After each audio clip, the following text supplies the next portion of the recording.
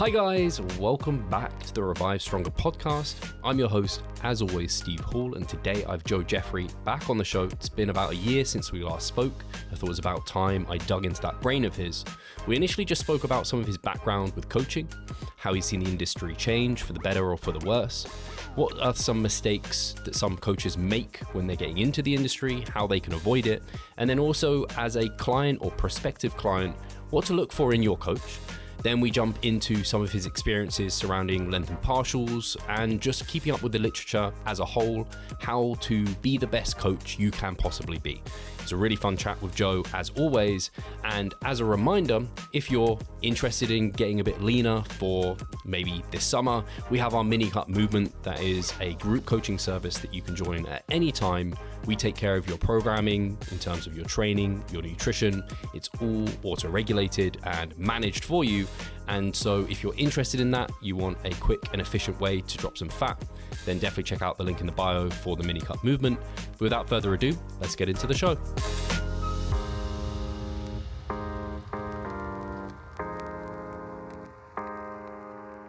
Hi guys, welcome back to the Revive Stronger podcast. I'm your host as always, Steve Hall, and today I have Joe Jeffery back on the show. I don't know if you know this, Joe. It's been about a year since we last spoke like this. Time, as we were just saying, flies. I was just saying I saw Joe in New York, and I was like, did you just get back? And it's like, actually a week ago, and I'm just like, God, it's all flying by. So that was episode 294.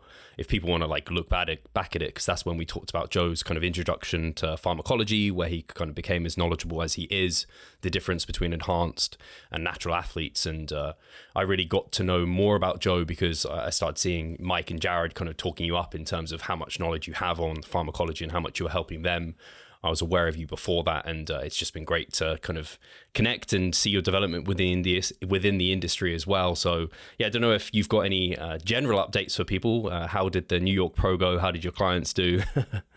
Yeah, it was awesome, man. New York Pro was fun. It was good to spend time with Jared and Karen, of course, but listeners of this podcast will know Jared. So me and Jared shared an Airbnb, and I also went with Dean McKillop, who's an excellent contest prep coach. Because he's in the UK at the minute. It's funny because me and Dean just went to Portugal together, and then we kind of went our separate ways. And he was like, "You going to New York?" "Yeah, I'm going to New York." And then we kind of met at the airport, and like I think he came down here the night before, and we drove we keep crossing paths. But anyway, yeah, it was an awesome time. I had one client in there, Carol, and the reason Jared was there is Jared does Carol's training programming, so we kind of co-coach her. Incredible pro wellness athlete. She's amazing. You know, these people that are just built for wellness, Yeah. You know, probably look like a wellness athlete at 15. Yeah. Amazing physique. She did really well, man. It was most definitely her best stage look yet. They only award the top 3. It was a bit hard. Like, it's hard with wellness. It's hard with women's classes in general in the NPC because the goalposts are constantly moving. We've got loads of videos on Physique Collective on this that I've done with my wife, where we talk through how to follow trends and judging panels and try to land the best you can with regards to not only what the criteria says, but also where the most favored end of judging seems to go. So Carol did the Charlotte Pro 2 weeks before the New York Pro. And that was unplanned. I think that was just kind of local drop in. Maybe we'll do a little test peak week, which we did. And see how we do. The plan was to keep her in a deficit for 3 more weeks. And the judges' feedback was absolutely don't get any leaner from here. Your condition's perfect. Just, okay, cool. You know, we'll take that. You got to go with what the judges say. We brought her in the same condition. It was maintenance weight, literally maintained after the Charlotte Pro. Same peak week, same structure. And the judges said, you should have been a little bit leaner. But goddamn. But it was looking like she maybe got 5th. I think she got 5th or 6th there. But yeah, it was her best physique. She was happy with it. Yeah. And she didn't want to do any other show. She said, "Nah, let's get to massing." Yeah, cool. It's so hard I don't know, have you judged before, Joe? No, my wife's the judge though. Yeah. So it's just something about sitting behind down there and having kind of the criteria in front of you and looking at it from that perspective. Although as a coach, you're trying to do that as best as you can. It's just a little bit different. I can totally see how even the same criteria but a different judging panel could just view it differently. And obviously, like, you get insights into what the other judges think, and obviously they average it out between you. But some people, like, there's fairly divergent views, even with what you might think is like obvious, this person first, second, third, someone else could have them in the exact opposite order. It kind of, it's just, I think people don't realize that. Especially in classes where the criteria has some not so objective descriptions, like bikini.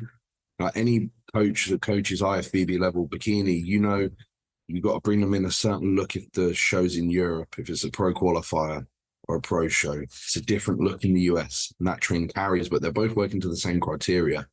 The issue is things like, if you look at the conditioning criteria, it'd be like visible glute ham separation, but no striations and no vascularity. It's like you can kind of interpret, especially on a female, where their back could be peeled, or they could be absolutely peeled on the front, but still have pretty soft glutes. Another girl might get pretty sharp, hard through the glutes, especially if they've got more mass on the glute. Mass is a whole nother discussion. Like New York Pro, look at the girl who just won the New York Pro in bikini. That's kind of a return to the larger, more muscular bikini structure. And now I'm thinking, okay, is this what they're kind of asking for now? Is this where the Olympia's going to go? It's like, you just got to do the best you can. Yeah, it's so tough. And I quite often see the natural federations kind of mirror the kind of enhanced side in terms of like men's physique, for example. It's like the guys now winning men's physique are like, you put them in open men's bodybuilding, they could be winning depending on their legs.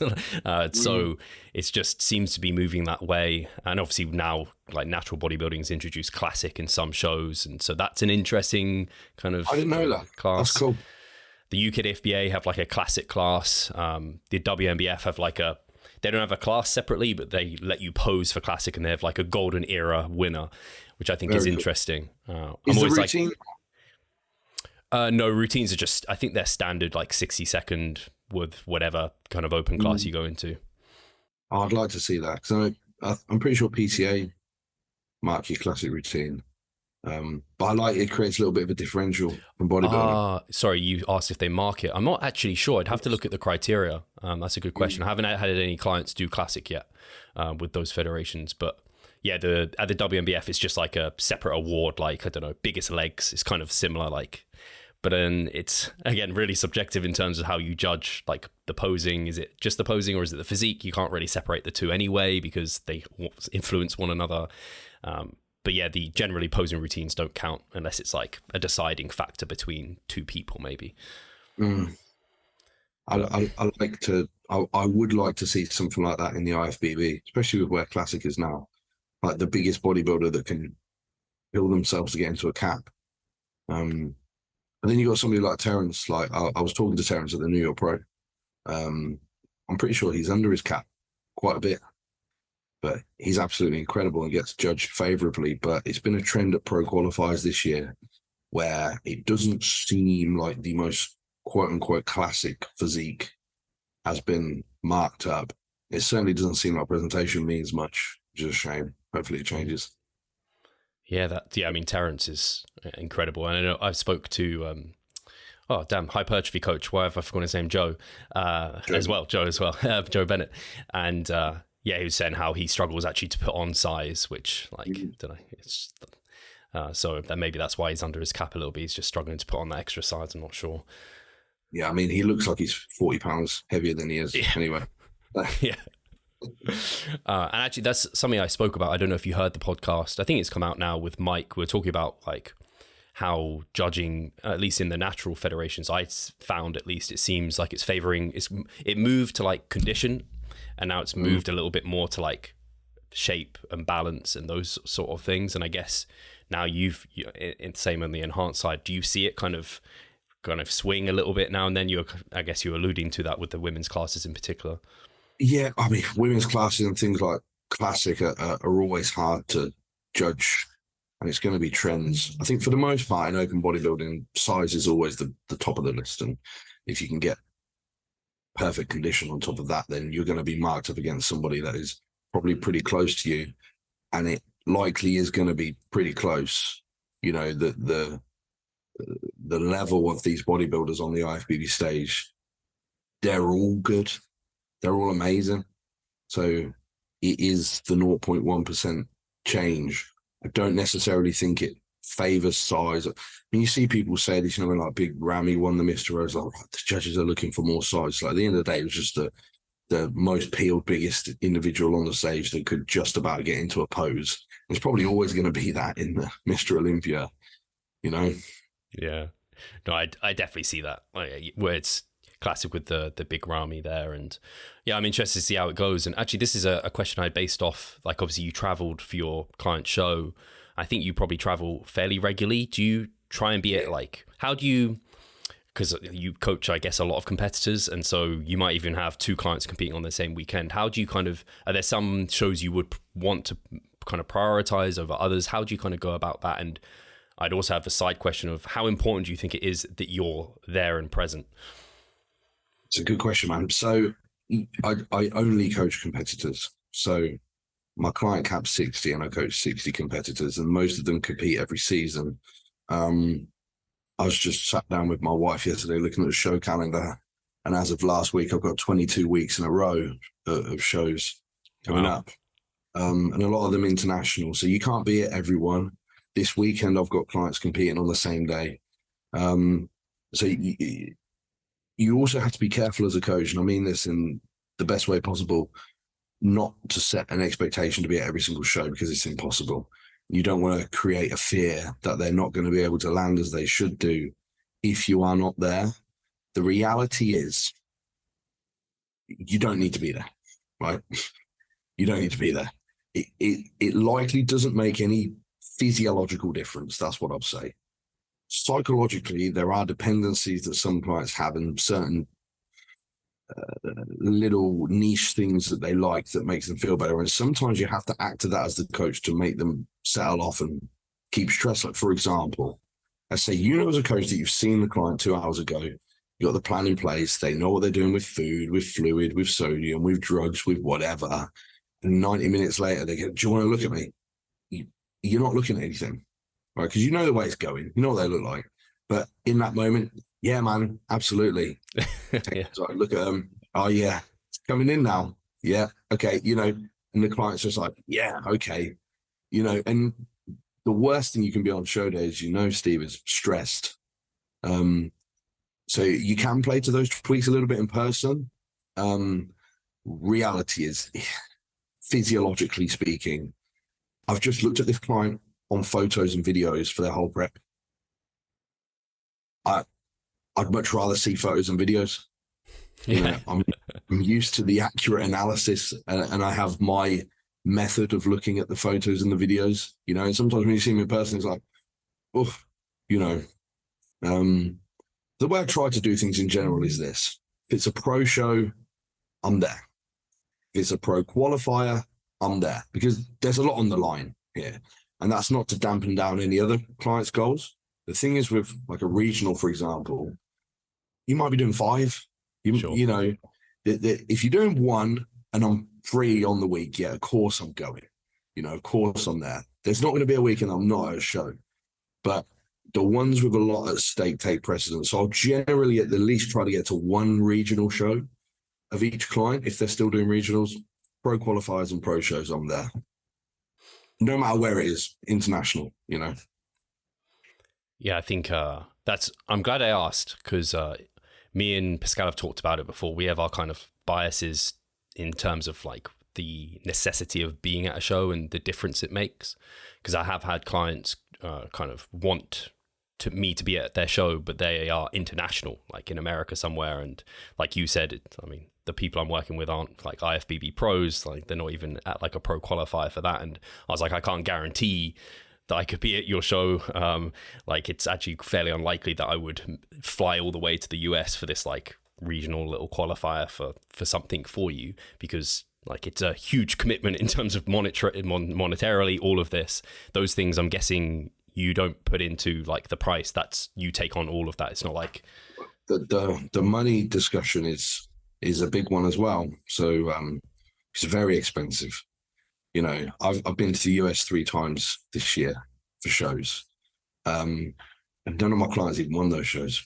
I'm a good coach, obviously, and Two of them were pro qualifiers. Actually, it was off by like 1 point in the overall. It literally couldn't have been any closer. But I've spent thousands. Because I most of the time I take my wife with me. But what I do as coach and anything else she has to do, right? Find the supermarket, prep the food, whatever. Sort out my Instagram. So there's two people flying to America. Even if you go economy, you're talking about $2,000 each go around. How long is it going to take you to make $2,000 off of that one client? And then you got your food whilst you're out there, Ubers, maybe rent a car, Airbnb. It's unlikely you're spending less than $4,000 each time you go. If you're doing pro qualifiers, clients are going to be going everywhere. Portugal, Italy, America, Sweden, Norway. These are all shows that I've either been to or I'm going to in the next few weeks. It's expensive, man. So, but it's not going to be all the time with every client. This is the thing. And at the same time as well, my clients, given that I only work with competitors, and it's quite a niche market, lifestyle will have a greater churn. My clients I've worked with for a long time, like Natty Heckles, who competed on Sunday, won his PTA Pro card. It's our third year of prepping. I prepped him for 3 years and worked with him off-season episode. When Nath wants to go, he's doing the Worlds in Spain later this year. Of course I'm going. And over those 3 years, I'm in profit. Sure, yeah. Probably just about. And I think, I think that sometimes people don't take that into consideration, because even for you, that's it's got to be workable within your lifestyle. Like, not everyone can leave just their family or their home or whatever it is for whatever reasons. Like, it's not everyone can just pick up and go there. But I think the important thing you mentioned is, I think, I don't know if it's fair to say this for you, that a large part of it is, I guess, your personal kind of want to be there for that person because you want to support them and be there for that moment. Otherwise, you'd watch them like live on a feed or something if that was available and you couldn't be there. And I guess maybe there's like a networking benefit to it as well. Do you think that's fair? There probably is. Listen, if you're a new coach and you're coaching competitors, especially IFBB circuit, and you're listening to this podcast, go to every show. Go to every show, because you start to see the same faces. You start to get to talk to them. You recognize who they are, what they do, etc., etc. And you will carve your place in the industry that way. For me now, maybe, if I'm at the Olympia or something, which I will be at later this year, hopefully I'll meet some people. But the thing with social media is everyone sort of knows everyone for the most part. I think what is good, what works well at shows and has worked well for me in the past would be what my competitor is doing and somebody else being quite interested in that. I'm not talking about poaching clients here. This could just be anybody, any competitor there, whether they coach themselves or whatever, and getting interested in something that might be a little bit different to what they're doing, that might answer some of their questions. And then you'll create a relationship from there. And then you'll get another good competitor on your roster. Yeah. And if you treat them well, they'll stay with you. Yeah. Yeah. And to bring it back to mine and Pascal's bias. So our bias was always like, you don't need to be there. It's nice to be there, but we almost want to set up so that we don't need to be there. So you've just got a plan on show day to follow and execute. And it's funny, you mentioned like your client wants to be seen, and so you like look at them. And I have heard people like, and I don't know if it's different on the enhanced side versus like the natural side, but like, I don't need to see them after every meal on that like show day, or like it's enhanced not needed. Say that it is like there's some like really acute adjustment. Like you see on Instagram, it's like a photo their videographer's taken, and they're looking at the client like they're like inspecting some kind of like minutia kind of change in fluid balance or something. It's hype, man. This stuff doesn't happen. There's no drug on the planet that shifts things that rapidly.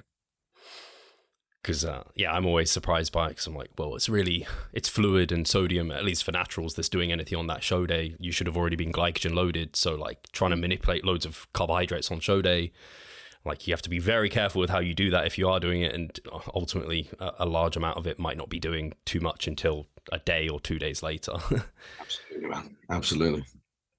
And actually, it's not a topic I intended to go down, but I'm glad we've kind of spoken about it, is like this coaching side. Because I know, how long have you been coaching full time now? I think I worked out the other day. I think I'm coming on, it'll be 9 years in a few months. Cool. Very, very similar to me. I got full time into 2014, so like coming to a decade now. So you're an old boy, because I don't think We're from old the boy same like era. me. Yeah. Bodybuilding.com, forums. I think we both probably caught the first wave of evidence-based fitness. Yeah. That was bodyrecomposition.com was like the Bible for me for the start. Yeah, well, I'm good friends with Lyle, man. He's a nutter, but he means well, and he's very intelligent, extremely intelligent. But he will rip you a new one. I feel like I'm in the middle of Lyle and Mike. Like, I love them both, but yeah. I know Lyle just hates Mike. Mike won't give a fuck. Excuse me if I'm allowed to swear on this podcast. Mike won't care at all.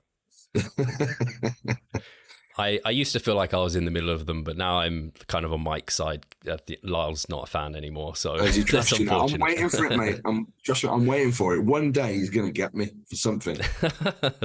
Not for this, Lyle. Don't do it for this. Joe's a great guy. Because, like you said, very intelligent guy. Like, I absolutely respect his work. He was, like, for me, the first evidence-based kind of person I kind of looked towards. Then it was like Alan Aragon was there, and then it was the 3DMJs, and then it kind of all grew from there. So it's great to see people like yourself continuing to be in the industry. And you mentioned a few times being like a good coach, and I wonder, how have you seen, I guess, like maybe more specifically the enhanced side of the scene, because that's kind of where you reside mostly. How have you seen kind of online coaching move and develop? Do you think it's in a better place than it was? And I guess I'm going to try and get some practical take homes from this for like people looking for coaches. There are many things better about the service and the delivery that an online coach offers today as compared to when we were younger. Right? I remember when online coaching first kind of started. In fact, Dante Trudell and Skip Hill, maybe, it's got to be 13 years ago. I don't think I'm overshooting that. I saw that they were online coaching people. And this is when I was on the Intense Muscle forum. I thought that's absolutely crazy that you can do that, but this was totally different. There, you get a little email, and everyone might get pretty similar training program. What even is a macronutrient? And there was no evidence-based anything really. We've seen such a magnitude of a shift in what that service offers, but alongside that, we've seen such a huge growth in the popularity of online coaching, the almost fake ease of your ability to work anywhere from the world on a laptop and make £100,000 a year and stuff when you're 1 in a million, or 1 million in a million of these people, more so. And with that's come quite negative things in the past. I'd probably say 2 years in the industry, low ticket, high churn, sales tactics, all of the dirty stuff that comes with any booming business, I suppose.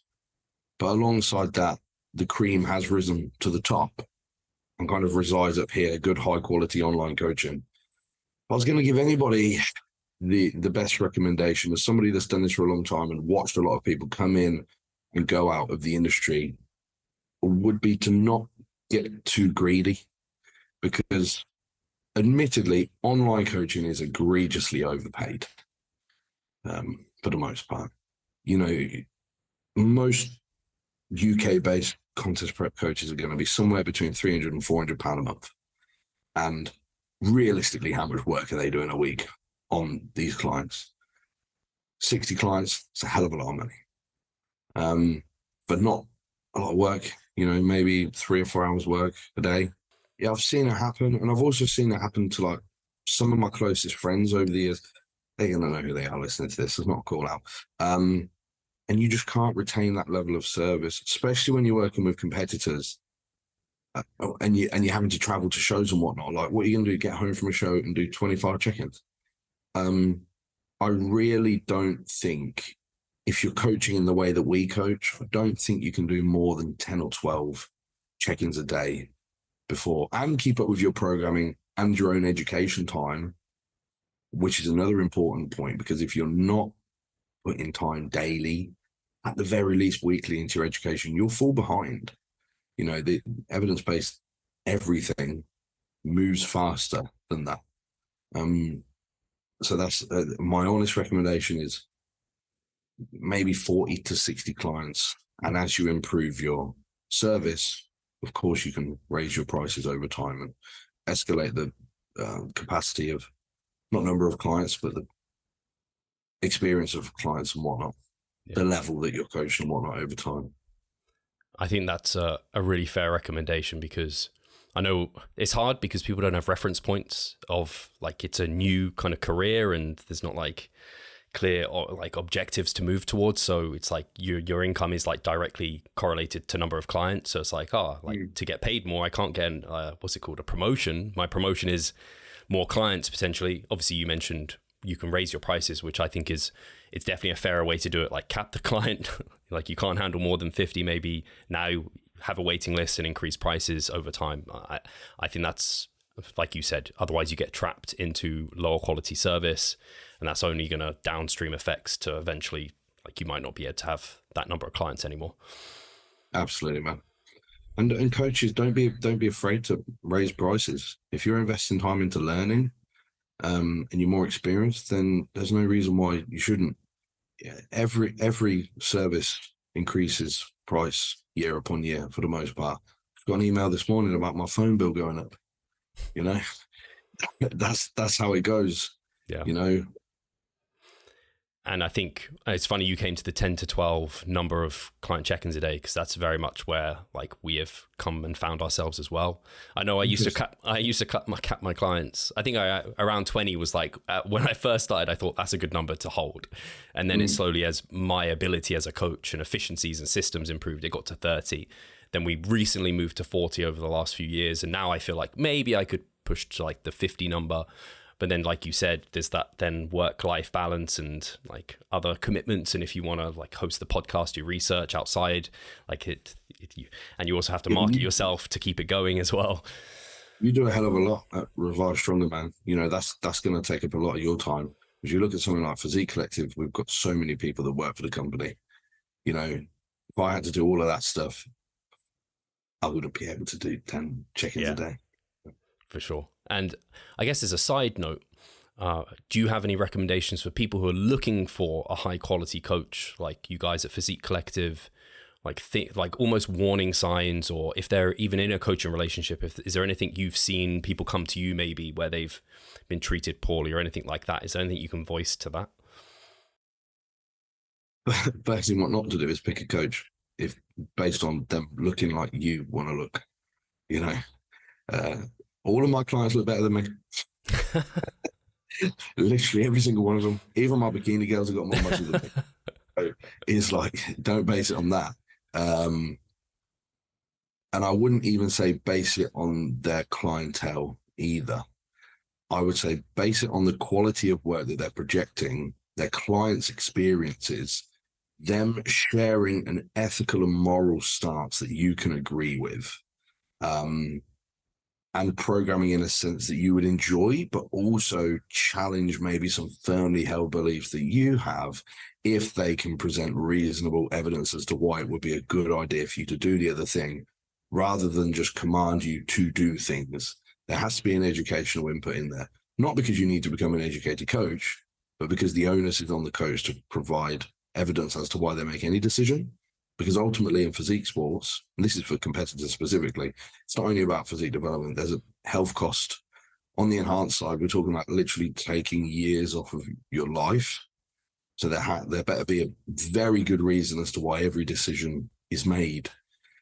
So find somebody with some credence on that behalf that has demonstrated their education, their ability to generate the kind of results in clientele with similar or worse genetics than you, and have a good personal reputation as well.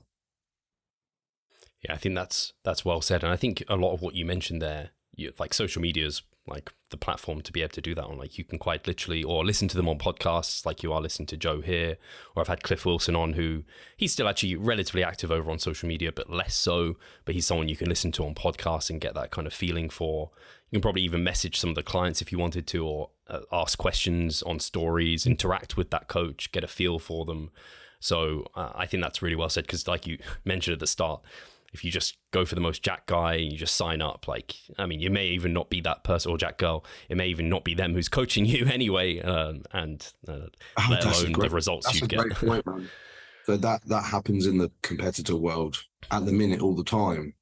You have team something or camp something, and you won't get the coach, but you won't know that. It's almost this like, again, it's a low ticket, high churn input. They might have something, they'll adjust your food in. And yeah, for some reason, I've got a hatred for coaching by apps. Sorry if you're anybody listening does this style of thing. And we might end up doing a Physique Collective if I can get it better, I don't know. But the whole thing seems bizarre to me. Yeah, for me, the cornerstone of coaching is communication, like building a client rapport. If you don't have that, you don't have the trust. Like if you don't understand what they're doing, like there's so many things that you could ask them to do, or for feedback that you need, especially for competitors, where there is like, they need to have an understanding of how they should look and feel at certain times during peak week. Like if you don't have that level of communication, it is like, if you're just emailing or there's no human touch there, it's like, that's no longer personal training. You might as well use an app.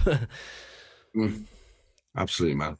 Do you not see the progress you would like? Are you sick of writing your own programs? Or perhaps you need some accountability in order to stick with a plan? Then it's time to start working with us. We at Revive Stronger offer a truly personalized coaching service. You'll get more than just an email with some macros or random cookie cutter program. With Revive Stronger, you will be the center of our attention. You will receive your own fully individualized training protocol alongside a customized nutritional strategy. We created the coaching around your needs, wants, personal preferences, and your own unique lifestyle. Every single week, we delve into your program in order to make appropriate adjustments so that we get the most out of your time and the best possible outcome. We help both female and male athletes to seriously change their body composition by adding more muscle mass and decreasing fat tissue. No matter if you're a competitive bodybuilder or just want to look better, if you need help with your progress and taking your physique to the next level, our coaching is for you. It's time to make a change. Sign up today and let's revive stronger.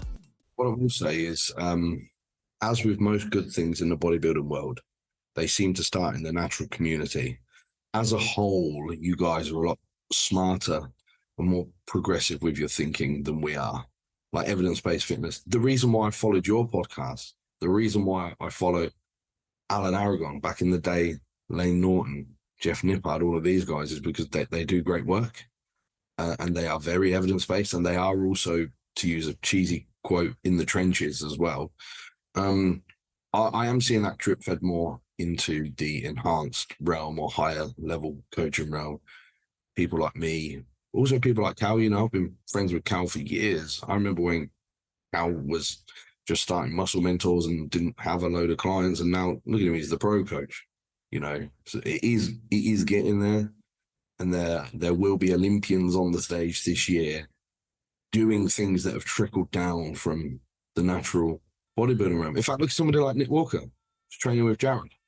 Yeah. Jared's an enhanced athlete, I know, but he's an evidence-based fitness influencer. And as a whole, I would say RP is not geared, that was a pun, good pun. Geared towards the enhanced bodybuilding community. No, yeah, I'd absolutely agree with that. And yeah, I guess that's something we're not bigger than you guys, but maybe in some ways we have to therefore think a little bit more about how to get bigger. Great point, man. I cursed my genetics for years, but now I'm so glad, because it made me so pissed off that I had to go and learn the minutiae and obsess, and that obsession has never dropped. Who knows what I'd be doing if that hadn't happened? Bricklaying or something similar. Yeah, I'm with you. I think it's kind of that kind of classic quote. You look at some of the best coaches, they weren't the best athletes a lot of the time, because they have to think and challenge themselves and learn how to get things. Like, you look at some of these freaks out there and they almost get results despite what they do. Maybe it's because of what they do, but it's hard to sometimes think that it is. There's definitely some things where you're like, you got to improve upon that. Maybe they are that far end of the bell curve where they have this unique set of terms that is complete opposite to evidence-based practice, maybe. But quite often, again, the best coaches are the ones who not necessarily the best athletes. Yeah. You know, an interesting point as well. Oftentimes these guys accidentally do things really right. I always find that interesting. You know, you mentioned lengthened partials. That's a great example. I always think about that because there's been so many guys that I've worked with that are pretty high level, and they'll send me videos of their, I don't know, presses or rows or something, and they're doing lengthened partials or like accidentally, and it'll be like their best body part. You know, I always think, it's interesting. It might just be coincidence. But sometimes the bros are right and the evidence catches up. Most of the time, not. It's interesting when it does happen. Yeah, it's super interesting to see it, because I don't know if you saw the recent meta regression that came out that looked at kind of proximity to failures. I did, and my goodness, Steve, in the enhanced bodybuilding realm, caught wind of this, right? And it was used as a like a call to action for training to failure. You know, a group of people that can't I don't want to say can't read, that sounds really arrogant. I mean, like can't interpret data well, you know. It's like, okay, that's not what the meta regression says. You can see this pretty steep inflection of hypertrophy outcomes from like 4 RR and under. It didn't say categorically training to failure absolutely builds more muscle over X period of time when controlling for Y amount of set volume or something similar. You know, what an egregious overstep. But, you know, if it's wood for the fire, it will be used, you know? Yeah, it's scary to see that, really, because a lot of these individuals, at least, I only really saw like one person who I won't name just because I don't see the need to, but I only saw one person really use it as like a strong argument, but then it just gets so much press. And I kind of made this comparison looking at what their kind of post got, where it's basically saying you should train to failure for maximal muscle growth, which is not exactly what, you know, you can somehow interpret that from the paper, but like you have to really not be understanding what the paper was doing. And then I was like, you look at the lead author, Zach, who I've interviewed for the podcast, which will come out, and we talked for almost 2 hours about this. And like his post, I don't know how many likes he's got, but it's like so many few people would have gone to the lead author and saw his interpretation. He actually like was in the statistics and kind of saw the limitations and can explain it better than someone who's just, I don't know, essentially picked almost like the abstract and be like, oh, look, failure training's better for hypertrophy. It's scary when that happens. Yeah, it is poor. And it sometimes happens with drug studies, like basing. I'm trying to wind it back to the enhanced realm because I know you don't have a lot of that chat on here, but like the basing study where like these individuals grew more muscle than they're not training than naturals that were training. Yes, I do know the study, yeah. Yeah, and that's often used like, you know, you can just take drugs and never train. It's like, let's put it into context, like with a very novel amount of anabolism, you know, with this protein accretion vector that these androgens are having for this short duration of time, yes. However, that's not going to last more than that initial exposure. Absolutely not. It's never happened in practice. And the individuals that were training gained exponentially times more muscle. So what is this data? What are you saying? Is the recommendation actually just to take gear and do nothing? You know, or is it just a virtue signal? I'm natural, so I'll work harder. But, well, not really, because enhanced guys are competing against enhanced guys. So you're on the same playing field at that point. In fact, inter-individuality is going to be so large that we can't necessarily pinpoint any particular advantage. And I've seen that play out so many times. You know, I was literally consulting with an Olympian this morning. I can't say who it is. And their anabolics, most enhanced guys would just laugh at. And no one would even believe me if I said what it was. At the same time, low. Yeah. It was off the top of my head, it was like 1.2 gram total. Anybody that's in house listening to that is like 1.2 grams. Most pros are working in the 2,000, 3,000 range. You get the outliers that are 5,000, 6,000. You know, this is what guys are doing at low level regionals and still not looking that good. So and this isn't me saying that you should use low doses. One person's low doses, another person's high dose, etc., etc. It's just that variability is so large that you can't really base anything on anything that anybody else is doing. And this brings, I'll finally get to my point. This brings me back around to training, where we actually need systems in place that allow us to track things like what a proximity to failure and a set number, or more objectively speaking, a dose of stimulus will do for each individual. And this is what Mike has done so fantastically in his career, using markers and metrics like MEV, MAV, MRV. It's exactly the same with drugs, but it's going to vary wildly. I'm sure you know, guys, like MEV for quads is 1 set. MEV for delts is 30, you know? And then another guy, it'd be the opposite. It's the same thing with drugs. There's going to be a minimum amount you need to get anything. There's going to be a maximum amount that you can tolerate. And that's going to vary so wildly. Just because someone might try and quote you on that, Joe, you haven't actually had someone whose MEV is 30 for side delts, have you? Or 1 set for quads, or have you actually had those? I've got clients who, in fact, Nath Heckles, who competed at the weekend, like 1 set of quads on a Monday, 1 set of quads on a Thursday, and he gets like only just healing on time, soreness, insane pump. But this man, you know, he Bulgarian split squats 3 plates aside on a barbell. You know, we're not talking like he's probably closer to a gorilla than a human, genetically. Nath, I love you if you hear that, bro. I mean, in the best way possible. It's a good thing. Yeah, I have had people like delts. Probably not MEV, to be honest. It's so hard to judge what MEV is for side delts, isn't it?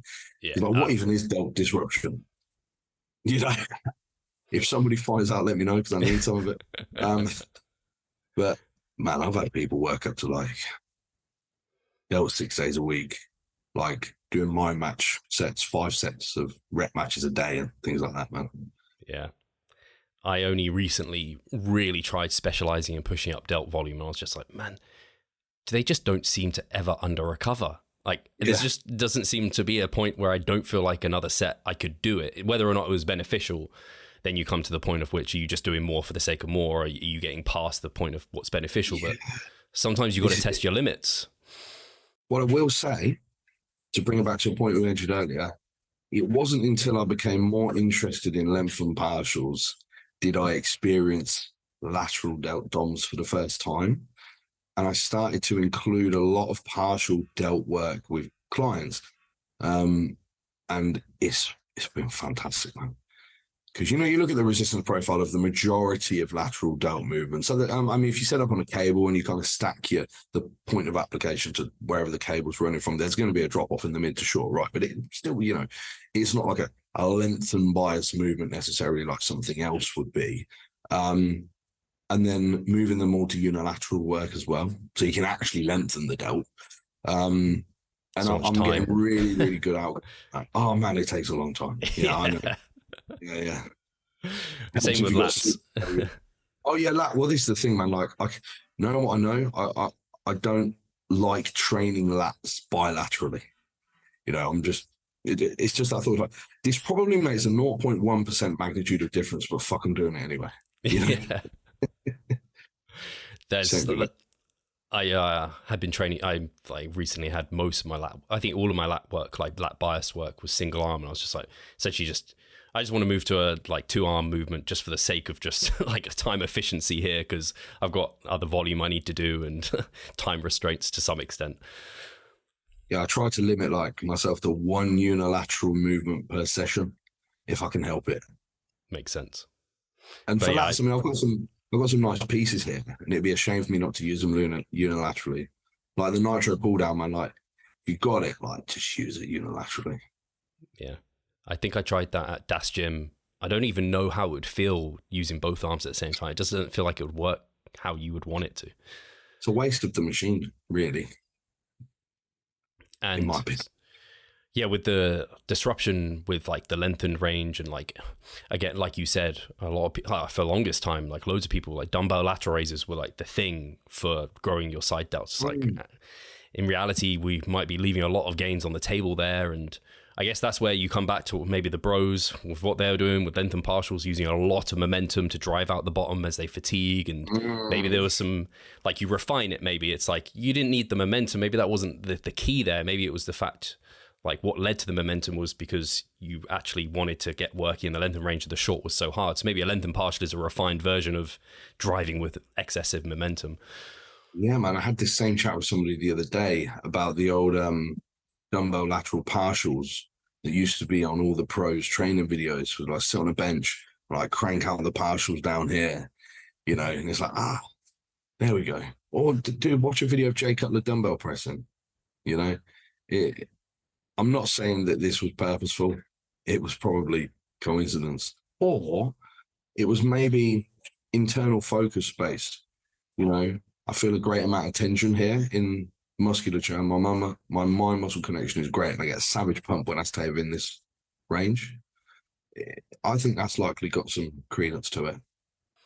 I know you're a fan of, you may have even said it, like SFR, stimulus to fatigue ratio, and some of those biofeedback metrics, which I know, like as a strict evidence-based practitioner, you could frown upon using much from the pump or soreness and these indicators. But for me, they're an important like element to help guide otherwise like very evidence-based programming. And I think they can be part of an evidence-based program, because without it, it's like probably those markers are what drove a lot of what the bros were doing in the past. And they did do some things right. And so I think just completely disregarding them, especially like soreness, if you just completely disregard that, that could lead you down a really wrong place in terms of being excessively sore and then not worrying about it. That's probably the extreme problem. But I know you're kind of a fan. And the other side of the equation is like, don't worry about soreness. I'm never sore. So, and you know, you don't have to get sore to grow. So yeah, but you know, nobody is saying soreness is the main driver of skeletal muscle hypertrophy. Nobody is saying the pump or cell swelling is the main driver of skeletal muscle hypertrophy. They're, as you said, Steve, they're indicators, stimulus proxies that we can use to guide decisions, because there has to be something that we use to guide the decision, understanding that we need a certain degree of stimulus, and that will probably change with continued exposure. How do we decide when that changes? We use a multitude of metrics if we don't want to be lazy. Regression, of course, is fundamental. Then you can add soreness and pump on top of that, and you can create a pretty robust equation on those to make a clear decision. Yeah, I completely agree. And I guess that's like what the RP app has been out for a little bit, or at least there was like the beta test, and I think people can kind of jump on that now. And I guess that's part of the like algorithm. Am I right in saying you dabbled with it a little bit? Did you get to use that? I'm on it, man. Yeah, I've ran 1.5 mesocycles on it now. Oh, very cool. On it a while, man. My wife's running hers on it as well, which has been a godsend for me, man, because it means I can set a program up and say, "I'm doing it, man." You know, when you know the kind of person. It's like she's here winning. She won like the PCA overall recently. She's a really good bikini competitor, but I'll be like, "How did that feel?" It's like, you get a pump. Oh, we were having this chat the other day. We were training with Dean McKillop, and I was saying to Jazz, like, "Did you get a good pump off that move?" And she's like, "I don't know what a pump is." I think Dean was saying something like, imagine blowing a balloon up or something. Yeah, some kind of. Jazz was like, "No, I don't think I've ever had that." Like, you've definitely had that. Like, what are you saying? You know, so leveraging the app to avoid these difficult conversations has been brilliant. But it has been really good. As of thus far, it has made decisions exactly in line with what I would have done, which has been very interesting. Like, if I just kind of internally monitor my own soreness and pump and kind of think about prioritization and whatnot, it has always made the correct decision. But what I sometimes wonder about what to do, like, for example, right now I'm training lateral delt 6 times a week. And it's always like you've got these soreness rating options, but like healed right on time, still sore, healed a while ago. It's like, man, I only trained it like last night. I don't really know, you know, so I kind of just lie. And I think if the stimulus is about right, I'll just put healed just on time so it keeps it the same. maybe such a degree of specificity or high priority might not be better suited to the algorithm yet. But generally speaking, it's been fantastic. Yeah, that's really cool. I kind of view it similar to maybe a macro factor or something along those lines, where if you've been doing this for a long time, you've been managing your own nutrition, you're probably going to do very similar things to what the app does for you, but now you can just kind of offload it. So it's whether or not you want to continue to manage it all by yourself, or let like an algorithm take that over for you in a sense. So it's cool that it's mirrored similar things to what you would do. But I guess, yeah, there's some inherent, and the guys would say it themselves, like an app is never going to be able to completely replace like a coach who understands you trained your delts yesterday, so you can't say like they recovered days ago. Like there isn't even that kind of place for it. So that's really cool. I guess, yeah, with the lengthened partials, we're going to talk about it a bit more. How has your experience in general been? I guess you mentioned for the delts been very positive. How about for like back and things? And I think a lot of people, when they get into it, I'd be interested to hear how your experience was, like soreness. Like a lot of people are expecting to be very sore after doing lengthened partials.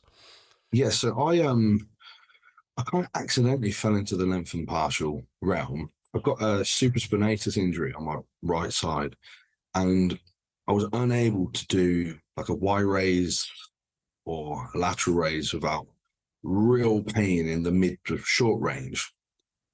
I was kind of messing around with my setups and whatnot. And I've got a lot of machines where you can adjust like profiles and whatnot. I like the Bravo cables that I've got. There's loads of adjustments. I think, okay, I'm just going to try and sort of generate as much tension through the range that I've got and, see what happens. And it was the delts, like I mentioned earlier. This was the first thing that I moved to lengthened partial work. I'm going to do my normal set of delts, my normal amount of sets, whatever was programmed for the day. And I was like, holy shit, man. Like, my delts are killing me. They're fried. For the first time I was getting soreness. The pump was astronomical. And I was able to handle a lot more load, as you can imagine, through a shorter range, and obviously generating a lot more tension on the lengthened range. And I did change the setup of the movement as well to be more lengthened range bias. So I was thinking, novelty, let me try to allow some time. Let me accrue through this mesocycle and see where my number of sets ends up as compared to when I'm using a full range of motion compare. And it didn't get anywhere close to where they would have to be previously. So for me, this kind of meant, okay, well, the net stimulus per set is clearly higher. My soreness is so much greater, pump so much greater.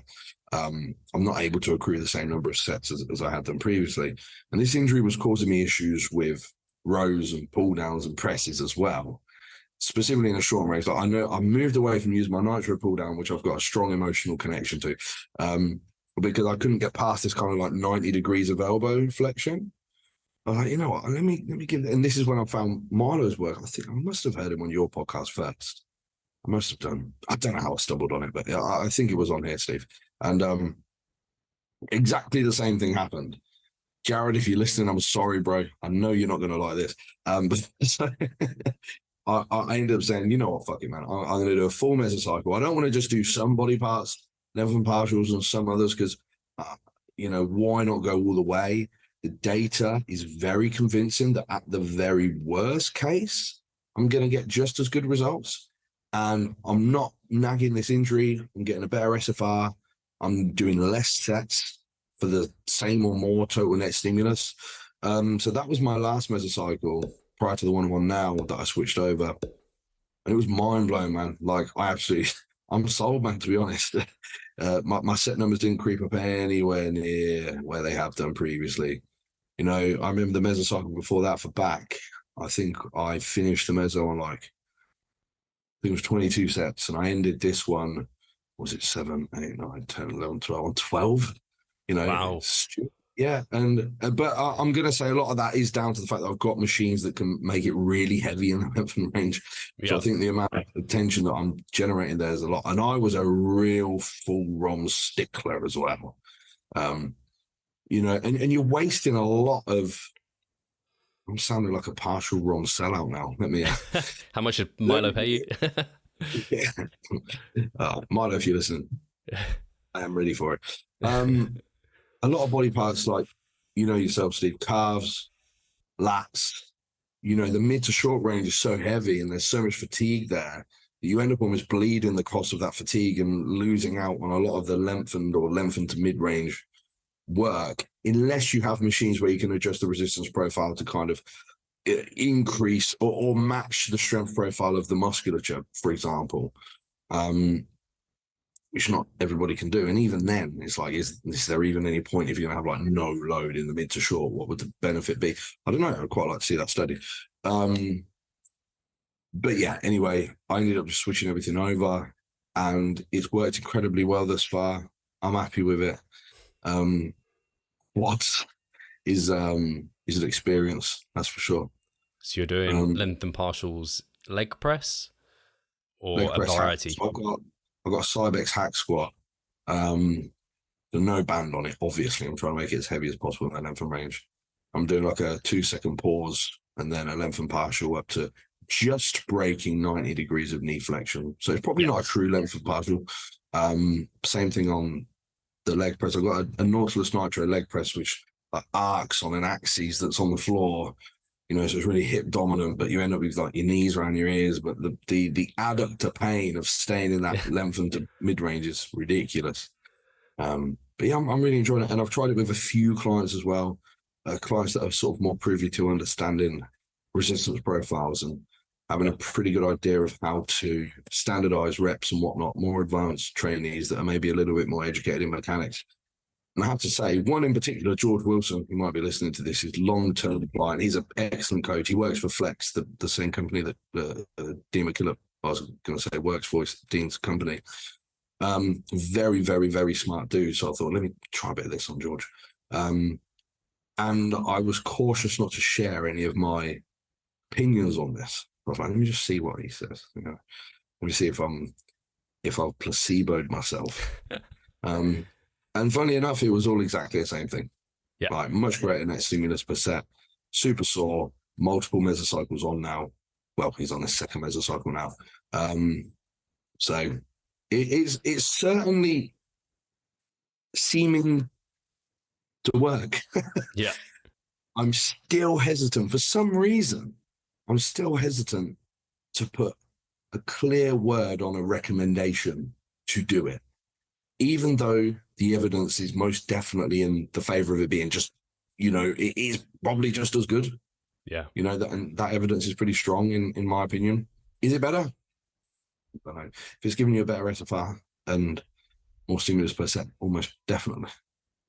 Yeah, I know when I first, again, I'm a Team Full ROM guy, like when I first, particularly like doing it for back and things, it felt so foreign and almost wrong to be doing it. But after, that's like any new movement to some extent.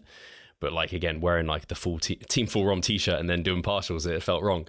You had to burn all them t-shirts, man. I had to sacrifice. I just added partial to the t-shirt. It's fine. Team full partial.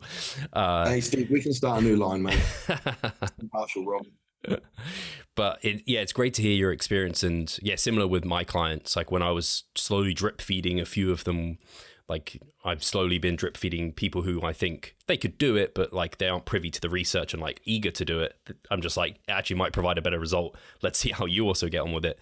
And as I've been using them myself, like you said, like you're in the trenches, you're trying them out yourself, you're experimenting, you understand how you can standardize them and if it's been useful for you. Don't think I've given, maybe one person's got a length and partial for like quads and things. I think they're probably going to be less beneficial just because like you said, like back, like inherently you're leaving reps on the table. If you do full ROM, it immediately felt better for back. For like quads and things, I expected it to be more systemically fatiguing than it is because of like the breathing and everything, but actually it's not that bad at all. No, but I don't enjoy those sets as much. Yeah, the breathing is something I've heard as a concern, and I never had an issue bracing or breathing with length and partials. I think I agree with you what you said about quads. Maybe one thing would be like if an individual has obsessively resistance banded themselves, for this myth of, I'm just offending people here. Holly Dabbage, if you're listening, I'm sorry. These like flat resistance profile that we should be aiming for whatever reason. It's like one step would just be like not using a band. And then it's so heavily length and loaded anyway, like the massive majority of leg pieces and, barbell squat, whatever. This is heavily length and raise loaded anyway. So, it's probably not going to benefit as much. I think it is those stickler team full runners that maybe in the back where it's going to help for them because of like the reasons we've said. It's tricky though, like you said, you haven't kind of come out with a recommendation because the back hasn't been researched. Like I think the best we'll have for that will be Milo's study that he's doing, where he's doing like people doing full ROM and then a group of people doing partials, and then I guess the back is included within that, and then we can get some outcomes. But the back's just a tough one to study. But do different muscle groups differ in terms of how they kind of experience this thing? I know I recently had Brad Schoenfeld on. He thinks there might be something to the short position and excluding it might not be wise. And he told me about a study that Brett Contreras is going to be doing on the glutes, or maybe it's already gone ahead and they've already had the outcomes. But I think some people have seen that the glutes might respond a little bit differently, which is very interesting to think that is part of it. But we can only follow the evidence. That's right. And I'm just like everything else in bodybuilding, I don't care what it is. If it is going to make me grow more muscle or lose fat faster or retain my health for a bit longer, then I'm doing it. That's all it is, Yeah, I think that's something I loved about our last chat, where I know previously you'd come from like a more lower volume intensity style basis, which I mean is the UK, like that's the core of the UK, right? Like Dorian Yates style. I know that well and true. And like, it was great to see like you've opened like your mind to, okay, actually I want the best results and outcomes, whatever's going to lead to that.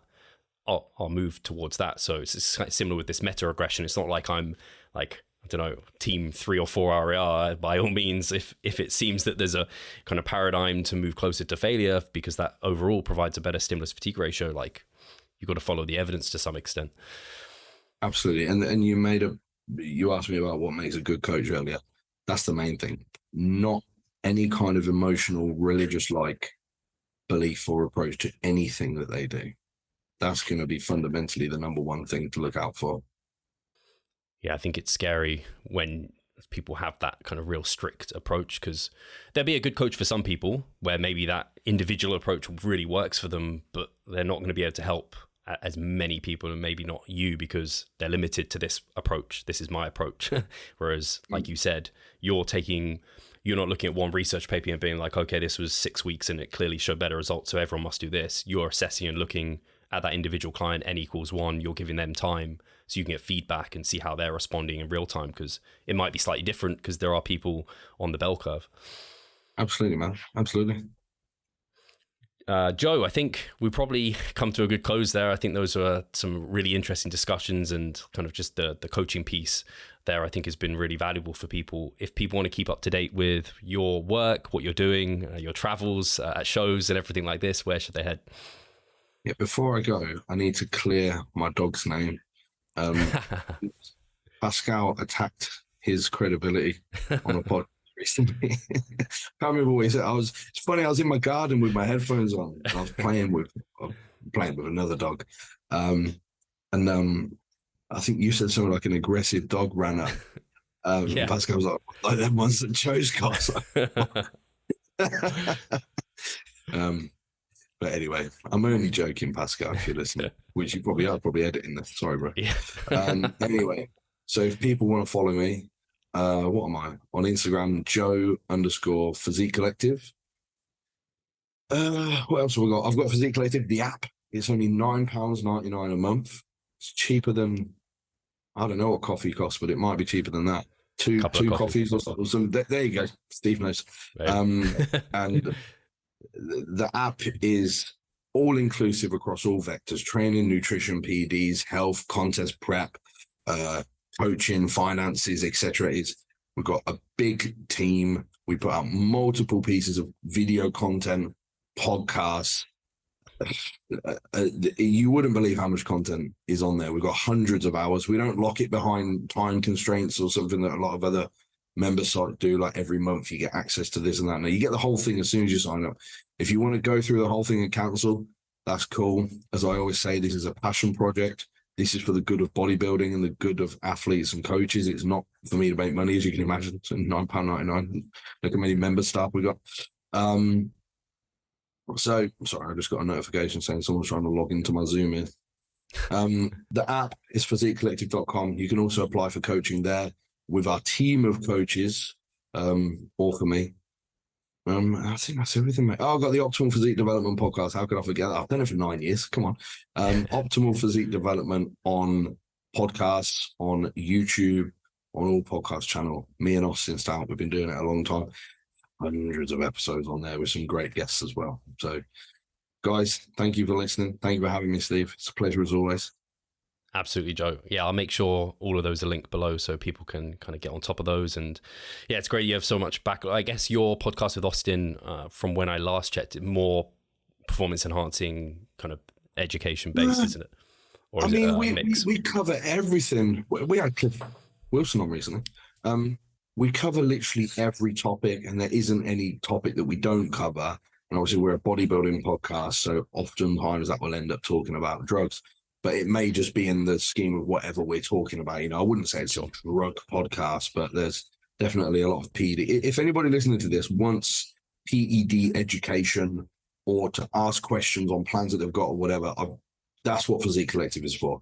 For every drug used in bodybuilding, I've got a video explaining what it is, what research is on it, what dose is commonly used in bodybuilding, and what general recommendations and practices and not to do should be. We've also got a thread on the Physique Collective forum called Ask Joe Anything. So you got any questions you can ask me, and I'm on there all day. We've got over 2,000 replies in there now. Amazing. So if you guys need help with drugs, then it's all on there. Is this, do you know examine.com? Can we call it like the PED examine.com? I'd like to say that would be cool. I don't know if that's legal. Yeah, that'd be incredible if you could get that. Purposes only, maybe. Yeah. Amazing, Joe. Yeah, I'll make sure. Actually, I'm going to check out your podcast then, because I'm always looking for kind of interesting people to listen to and kind of different perspectives and things. So I'll check that one out. And yeah, thank you guys for listening, and we'll talk to you soon. Take care.